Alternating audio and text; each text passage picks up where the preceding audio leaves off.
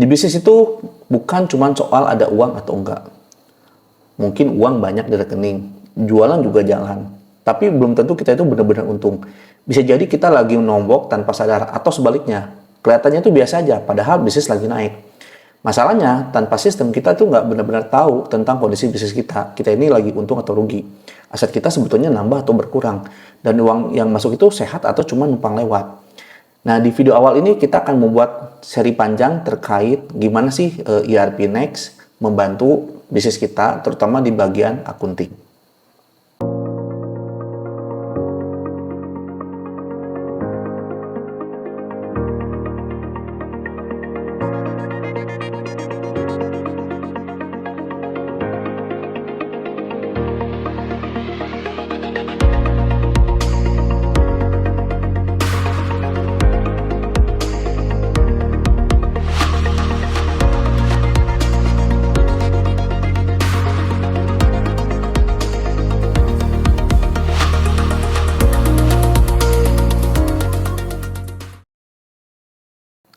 Assalamualaikum warahmatullahi wabarakatuh.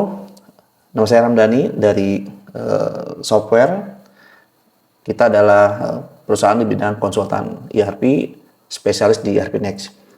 Di video kali ini kita akan buat seri panjang ya terkait bagaimana sih pemanfaatan akunting di ERP Next yang tentunya bisa membantu teman-teman dalam memanage atau mengolah bisnisnya yang lebih baik. Kalau dengar kata akunting, biasanya langsung kebayang debit kredit. Itu biasanya kita sering lihat di tabungan ya. Jadi kalau kita cek rekening gitu ada tuh debit kredit. Tapi sebetulnya bukan itu ya. Tetapi konsepnya sama ya. Jadi debit kredit itu uang ada pengurang, ada penambah. Nah, tapi sebenarnya bukan itu intinya. Akunting itu sederhananya cara kita ngelihat kondisi bisnis dari sisi uang. Bukan cuma uang masuk dan keluar, tapi juga apakah kita itu untung atau rugi. Aset kita itu lagi naik atau turun. Dan kondisi cash kita sebenarnya sehat atau enggak. Jadi accounting itu bukan soal catatan doang, tapi memang soal ngerti bisnis kita. Nah, di banyak bisnis yang belum pakai sistem, biasanya data itu terpisah. Misalkan bagian sales, ya dia punya catatan sales. Mungkin dia punya Excel tersendiri, dia catat penjualan dan sebagainya. Begitu juga di bagian purchasing atau pembelian, punya data tersendiri, punya Excel sendiri gitu ya. Mungkin punya aplikasi sendiri yang terpisah. Kemudian nanti ada uang masuk keluar di tempat lain atau bagian cash flow dan sebagainya. Akhirnya kalau mau tahu kondisi bisnis kita itu, kita harus ngumpulin dulu gitu ya. Dan itu seringnya itu telat, nggak akurat, atau hasilnya beda-beda.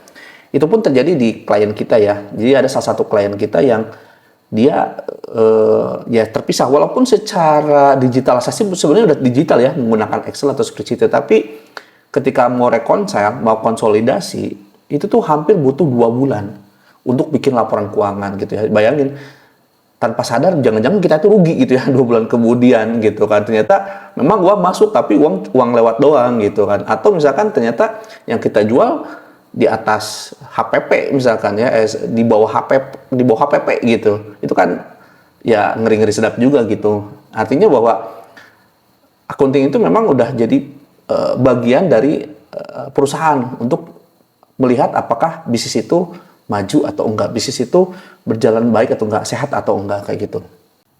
Nah, di ERP Next, pendekatannya adalah kita nggak fokus input jurnal manual ya. Dalam artian misalkan kita input jurnal sales, jurnal purchase, enggak gitu kan.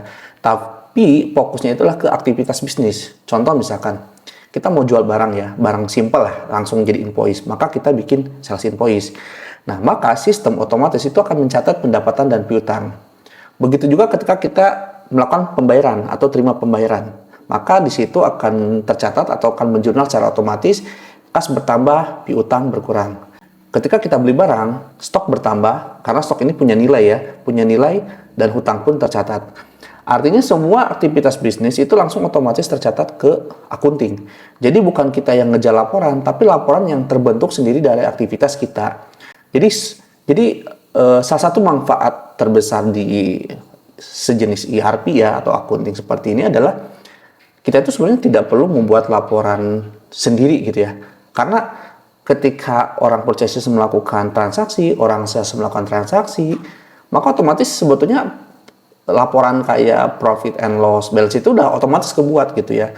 Nah, inilah yang bisa kita anggap bahwa ERP itu ngebantu di sisi itu ya. Jadi untuk membuat laporan itu memang permudah. Tapi memang bisa jadi ERP ini akan menyusahkan teman-teman yang di bagian operasional gitu ya. Aduh, ini kok saya harus bikin purchasing-nya ribet banget ya, nggak bisa langsung set. Aduh, sales ribet banget. Ya memang seperti itu ya, teman-teman. Jadi bahkan kalau mau detail misalkan ya, bagian sales kalau mau detail misalkan input juga salesnya siapa, terminnya gimana, ya itu harus di input gitu. Sehingga nanti laporan keuangan pun ya lebih gampang dibuat. Jadi kadang itu yang jadi salah kaprah teman-teman di lapangan, bahwa kok ERP nyusahin ya, kok inputnya lebih ribet dan sebagainya. Padahal memang goalnya itu adalah ketika jadi profit and loss itu lebih mudah gitu. Seperti itu teman-teman ya. Oke. Nah, kita akan coba menyederhanakan alurnya menggunakan ERP Next ya. Gimana sih prosesnya gitu ya. Jadi yang pertama itu adalah kalau kita bicara transaksi umum, kita bisa simpelkan seperti ini ya. Teman-teman misalkan melakukan purchase order ya, atau order pembelian ke supplier. Nah, di situ memang belum ada aktivitas akunting ya. Jadi akunting itu belum terjadi di situ. Pembukuan atau pencatatan itu belum terjadi di situ. Karena purchase order just order ya. Nah, dari purchase order, kita bisa membuat namanya purchase receipt kalau di ERP Next. Purchase receipt itu adalah penerimaan barang, atau istilah lain di tempat lain biasanya goods receipt gitu ya. Jadi penerimaan barang. Nah, barulah di goods receipt ini pencatatan akunting sudah berjalan gitu ya. Nah, kalau di ERP Next, biasanya yang terjadi itu adalah stok bertambah dilawan dengan stok diterima tapi belum ditagih gitu. Biasanya seperti itu ya secara settingannya. Jadi kalau kita pakai metode perpetual di settingan di ERP Next, perpetual itu maksudnya adalah stok itu langsung diakui gitu ya, nilai stok itu. Nah, maka ketika bikin purchase receipt, maka nilai barang itu, misalkan kita beli barang harga modal 1 juta ya, gitu. Masuk nih sebanyak 5 misalkan. 5 secara stok masuk, tapi uang tersebut tadi berapa ya? Anggaplah 1 juta ya. 1 juta tersebut akan bernilai akuntingnya secara inventorinya. Jadi inventorinya 1 juta ini bertambah gitu ya, di debit. Kemudian nanti akan dilawankan dengan kredit di kewajiban, di liability, atau stok diterima belum ditagih gitu. Jadi karena di sini purchase invoice atau faktur pembelian itu belum dibentuk. Nah, kemudian ketika kita membuat purchase invoice gitu ya, kita tarik tuh dari purchase receipt. Maka di situ ada penjurnalan lagi. Apa yang dijurnalkan? Yaitu adalah stok diterima belum ditagih, itu diubah menjadi hutang gitu. Jadi ada perubahan ya, karena faktur sudah terbentuk. Nah, setelah itu kita melakukan payment atau pembayaran ke supplier, maka akan ada pencatatan lagi. Apa? Yaitu hutang akan berkurang, jadi hutangnya akan didebitkan, jadi berkurang ya. Kemudian kasnya akan dikreditkan karena uang kita berkurang. Nah, proses itu di ERP Next itu dilakukan secara otomatis ya teman-teman. Jadi nggak lagi harus jurnal manual.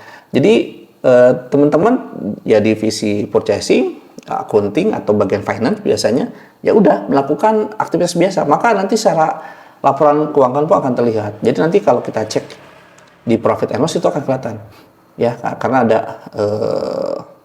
ada pengurangan gitu, atau di balance sheet akan terlihat seperti itu ya.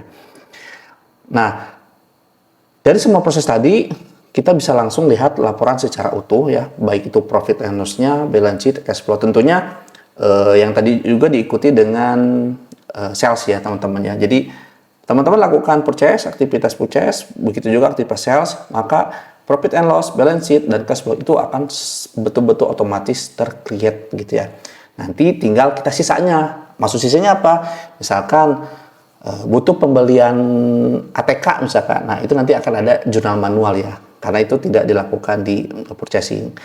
Tapi sebetulnya beberapa hal bisa dilakukan juga sebetulnya. Misalkan kita belanja alat atau aset, misalkan laptop PC, itu bisa kita pakai purchasing. Dan nanti kita akan bahas juga gimana aset masuk gitu, seperti itu gitu.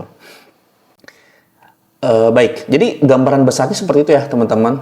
Gimana sih cara akunting di ERP Next itu bekerja? Tentunya nggak hanya di sini aja. Nanti kita akan bahas detail lagi.